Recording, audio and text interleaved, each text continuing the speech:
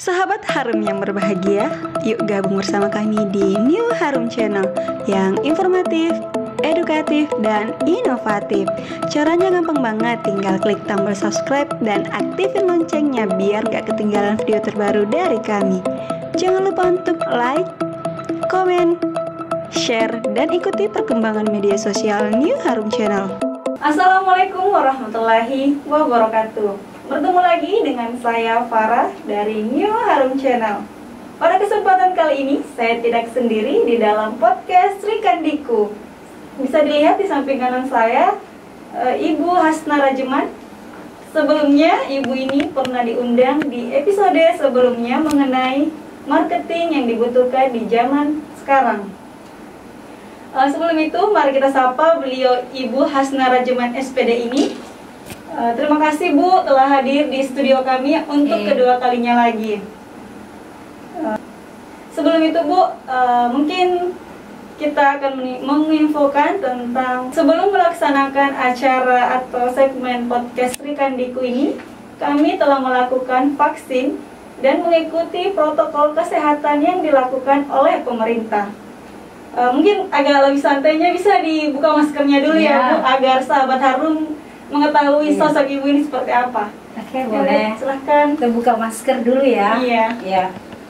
Cara juga ya Bu. Oke, langsung saja ya Bu. Episode sebelumnya membahas tentang marketing dan sosok Ibu Hasna Rajeman ini. Ibu mengawali karirnya sebagai sales.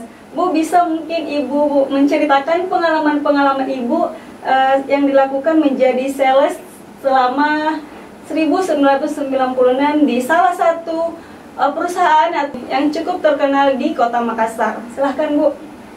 Baik, Assalamualaikum warahmatullahi wabarakatuh. Dan selamat pagi seluruh sahabat Harum dimanapun berada. Alhamdulillah hari ini kita berjumpa kembali di kesempatan kedua di mana saya dihadirkan sebagai narasumber di podcast Sri Kandiku New Harum Channel. Ya, tentu di awal saya sekali lagi mengapresiasi kegiatan ini, di mana ini merupakan salah satu kegiatan yang terus tidak henti-hentinya melakukan edukasi kepada seluruh masyarakat mengenai hal-hal yang bermanfaat yang kita lakukan di saat ini. Jadi kalau berbicara pengalaman, ya Bu, pengalaman setiap manusia punya pengalaman. Setiap manusia punya dinamika di dalam kehidupan ini yang biasanya kita bisa tularkan kepada orang lain. Nah, kalau berbicara pengalaman berarti itu rekam jejak saya di dalam menggeluti aktivitas sebagai seorang marketing. Nah, kalau kita lihat tahapannya memang di depan itu adalah bagaimana kita menjadi seorang sales. Sales adalah tenaga penjual. Jadi kalau berbicara pengalaman diingat-ingat itu sekitar 30 tahun yang lalu. Di saat itu kita masih muda. Saya belum lahir Bu. Ya, jadi saya diterima di salah satu perusahaan terbesar, baik secara omset dan pengelolaan sumber daya di Kota Makassar ini, yaitu Haji Kala Group. Jadi saya diterima menjadi tenaga penjual yang kompetensinya adalah bagaimana bisa menjadi seorang tenaga penjual yang representatif dan tentu profesional dan mempunyai kemampuan yang handal dan unggul di dalam memasarkan produk-produk yang ada di perusahaan Kala Group pada saat itu, yang unit bisnisnya saya akan sampaikan hari ini yaitu PT Baruga Asri Nusa Development. Nah, disitulah awalnya saya menginjakkan kaki dan menggeluti kemampuan kompetensi bagaimana menjadi seorang penjual. Ya sederhana, kalau mau menjadi seorang penjual, ya tentu pertama ada rasa kemauan yang kuat. Kemudian secara capability, apakah person saya memang memenuhi kriteria untuk menjadi seorang tenaga penjual? Ya tentu punya semangat yang besar, punya dedikasi yang tinggi, kemudian tentu memiliki visi yang besar untuk bekerja secara tulus ikhlas dan on the track. Jadi kalau berbicara sales, tentu dia diperhadapkan kepada satu target. Apakah nanti ketika ada pembebanan target itu, mampukah kita memanifestasikan itu sebagai suatu keberhasilan yang baik? Nah, itu tentang pengalaman yang Ibu dapatkan selama menjalani awal karirnya sebagai sales. Kalau saya mau bisa tahu kriteria apa sih Bu yang dibutuhkan dalam seorang sales itu sendiri? Bisa dijelaskan Bu? Ya. Jadi sahabat Harum dimanapun kalian berada, kalau kita berbicara dan akan membahas tuntas, sales itu panjang. Jadi argumen juga tentang sales itu berbeda-beda. Jadi ada yang mengatakan bahwa yang penting sales dia bisa jualan, ya namanya sales. Tetapi sales yang dibutuhkan di sebuah perusahaan besar adalah yang memiliki kemampuan dan kompetensi baik secara person, jadi secara person bagaimana performa dirinya. Oke, berarti kemudian kriteria pertama itu dari ya, personalitinya seperti apakah? Apakah dia seorang yang memang mampu menyerap materi-materi itu dengan mudah, kemudian mengaplikasikan kepada segmen pasar yang akan kita sasar nantinya gitu. Nah, kemudian yang kedua, memiliki capability dan kemampuan secara product knowledge, ya. Jadi kalau berbicara sebagai seorang sales, apakah dia memiliki kemampuan secara knowledge tentang apa yang diberikan kepadanya untuk dijual? Bahasa sederhananya begitu. Kan sales ini adalah menjual. Jadi kalau mau dia menjual, harus mengetahui dulu produknya gitu ya. Ya. Okay. Jadi kemudian bagaimana attitude yang ada di dalam dirinya yang akan keluar menjadi aura positif di dalam rangka mengembangkan dirinya sebagai sales di lapangan. Kan kalau berbicara sales, dia melakukan sentuhan langsung kepada audiens, melakukan sentuhan langsung kepada publik yang tentu karakternya berbeda-beda. Jadi misalnya pegawai lain pendekatannya, seorang wira swasta lain pendekatannya. Jadi dia harus mempelajari dulu ya Bu kriteria orang sebelum jadi ke lapangan. Dia mampu bermetamorfosa dari usaha yang kecil sampai pada usaha yang besar. Jadi itulah tadi kriteria yang disebutkan mengenai sales yang dibutuhkan di zaman sekarang ini. Seberapa penting Bu itu sales yang dibutuhkan di zaman sekarang, khususnya di era pandemi COVID-19? Sebenarnya sales itu adalah motor penggerak. Okay. Jadi kalau berbicara dia motor penggerak, ketika dia berada di medan itu akan beresonansi, jadi dia akan bergetar dengan kehadirannya. Jadi di situ dulu semangatnya. Nah, kemudian kalau kita berbicara skill, ya kan kalau kita berbicara sales, tentu kita akan membahas seperti apa sih skill yang harus dimiliki. Nah, tentu pertama Mbak, kita harus memiliki kemampuan terhadap pengenalan produk. Jadi kalau kita dikasih produk itu bukan menjadi beban, tetapi menjadi sebuah solusi kepada halayak. Jadi dengan adanya kehadiran misalnya satu produk, misalnya apakah produk itu rumah, kendaraan, audiens kita akan menganggap ya bahwa oh itu solusi buat saya. Karena saat ini memang saya lagi butuh rumah, saat ini saya lagi butuh kendaraan. Jadi memberi solusi kepada audiens kita dengan kehadiran kita, gitu. Nah selain itu apalagi Bu yang dibutuhkan kriteria skill seorang sales? Kalau skill yang kedua, kira-kira dia akan berada bagaimana kita mengenali pelanggan kita. Jadi kalau kita mau mengenali pelanggan kita, banyak juga variabelnya. Variabel yang pertama adalah kita melihat dulu bagaimana sih demografinya. Demografi itu terhadap di mana dia lahir, di mana dia berada, kampung halamannya di mana. Kemudian apa pekerjaan daripada calon pelanggan kita. Karena kalau kita mengetahui titik daripada pelanggan kita, untuk mensasar kemauannya dia itu gampang gitu. Kemudian yang kedua, geografi dia. Jadi apakah mereka memang berada di daerah yang memang kulturnya misalnya udaranya panas, Kemudian apakah mereka berada di kultur udara yang dingin? Berarti di dalam mensasar pasar itu harus menyesuaikan ya, juga. berarti desain rumah ataupun kendaraan itu kita relevansi dengan keadaan tadi, dengan faktor-faktor demografi dan faktor-faktor geografi tadi gitu. Ternyata lumayan banyak ya Bu yang dibutuhkan skill seorang sales itu. Ya.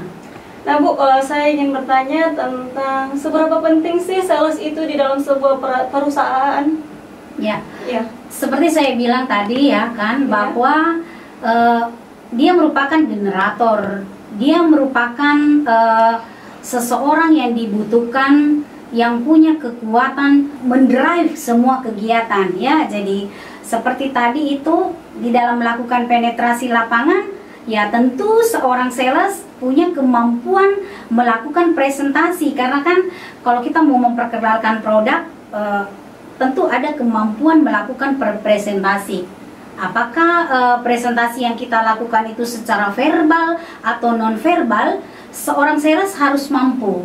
Nah, makanya ada biasa yang mengatakan bahwa orang besar itu berasal dari sales. Salah satu dimensi pemikiran orang, karena seorang sales adalah seorang yang mempunyai keberanian, seorang sales yang mempunyai kepercayaan diri yang dalam, bahwa dengan apa yang diberikan kepada saya ini, saya mampu lakukan. Nah, kemudian kalau tadi Mbak ya, kalau berbicara mengenai bagaimana berkomunikasi yang baik, ya tentu itemnya adalah bagaimana menyampaikan produk secara jelas. Jadi dia harus menguasai dulu produk itu ya, sebelum turun langsung ke lapangan. Ya, karena ada begini, ada sebuah tantangan seperti ini. Penolakan, ya, kan sales kebanyakan biasa ditolak. Ya, jadi kalau misalnya ditolak bukan berarti negatif. Justru disitulah tantangannya. Jadi ketika Anda ditolak dengan suatu statement misalnya tidak dibutuhkan saat ini, tidak sesuai dengan kebutuhan kita, ya itu bukan negatif. Malah di sales itu merupakan sebuah tantangan untuk terus maju ke depan sampai itu menjadi sebuah achievement, sebagai menjadi sebuah pencapaian penjualan secara utuh gitu. Nah, berbicara tentang penolakan di seorang sales itu, Bu, saya mau tahu, kan biasa sales mempunyai target ya Bu. Ya. Jadi bagaimana seorang sales jika tidak mencapai target tersebut? Ya.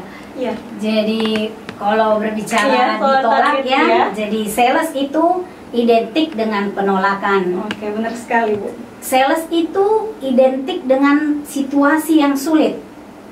Tetapi di tengah kesulitan itu menjadi sebuah tantangan bagi sales untuk menata dan memapping apa yang harus dilakukan. Jadi apa plannya? Jadi seorang sales itu kalau plan A-nya tidak bisa, ya plan B harus dicari.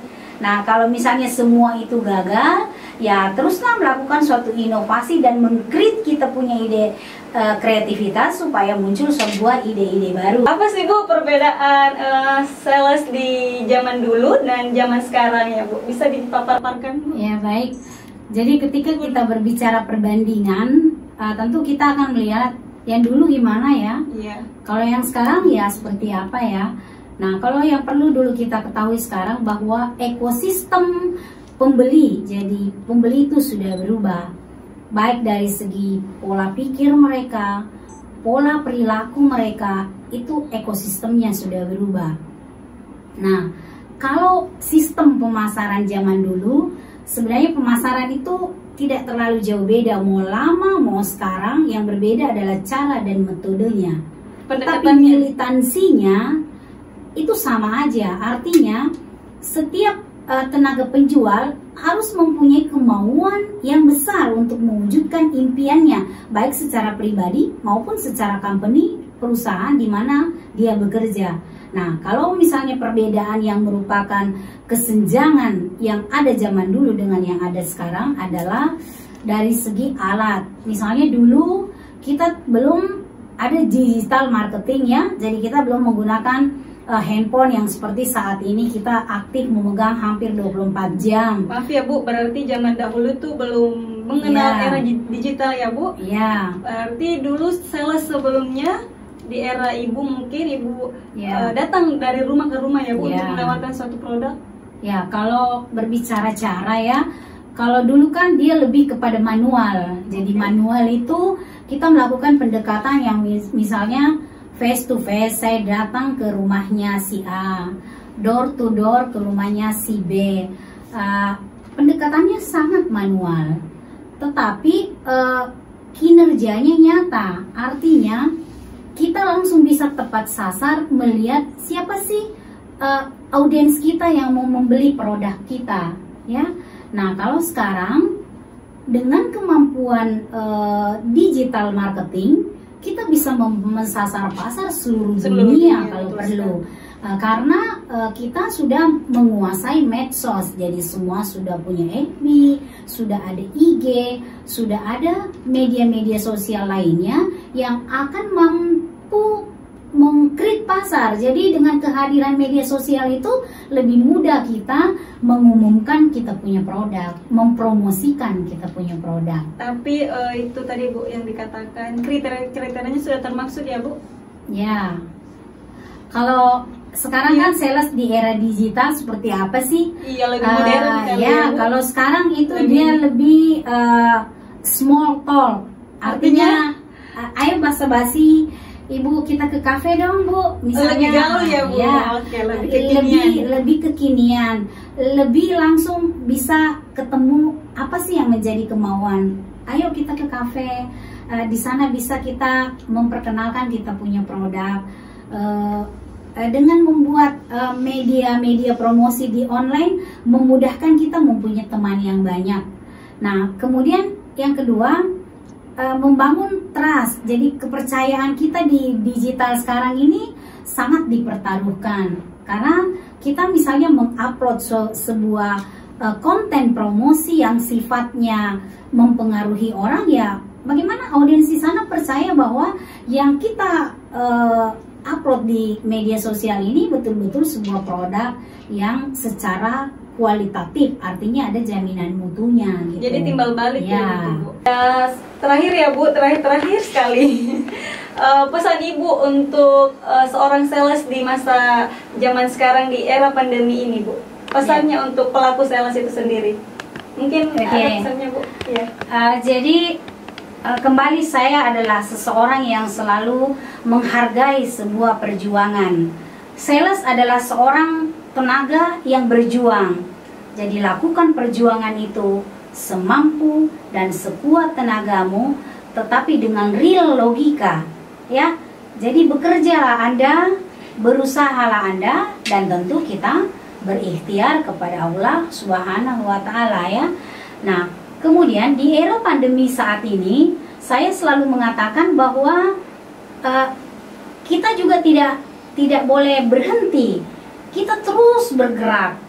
Ya, jadi langkahkan kakimu, badai itu akan segera berakhir.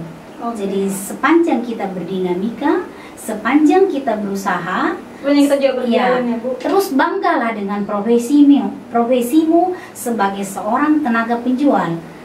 Kan kalau kita berbicara yang happy, sales itu dia yang menentukan pendapatannya sendiri. Bisa dia mendapatkan pendapatan yang lebih daripada yang semestinya, karena dari effort yang dia lakukan itu mampu menghasilkan sesuatu yang lebih banyak dan lebih bermanfaat.